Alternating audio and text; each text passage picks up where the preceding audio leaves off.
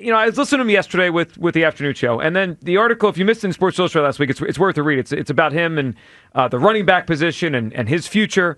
And he talked about how, kind of like what he said to Ike, he doesn't like this idea that you can't do it again. He pointed to Emmitt Smith. He pointed to Terrell Davis.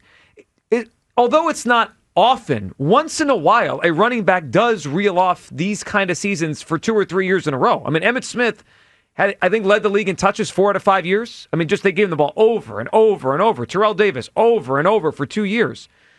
Saquon might just be like them. I mean, it's not, if he can stay healthy, and I think that's really the biggest thing, I expect him to dominate again behind this offensive line.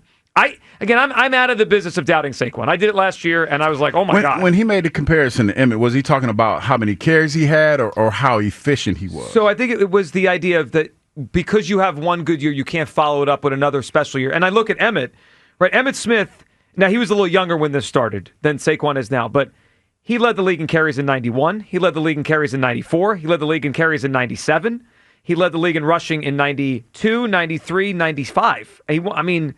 He basically held that level for like 4 or 5 years. And the common denominator, that was the best offensive line in the league, the Cowboys then. Yeah. And this is it now. I mean, there's a lot of similarities in a weird way between that Cowboys team and this. And Saquon's the best player. And it all depends on how you look at it, because I'm looking at Emmitt's numbers in that heyday.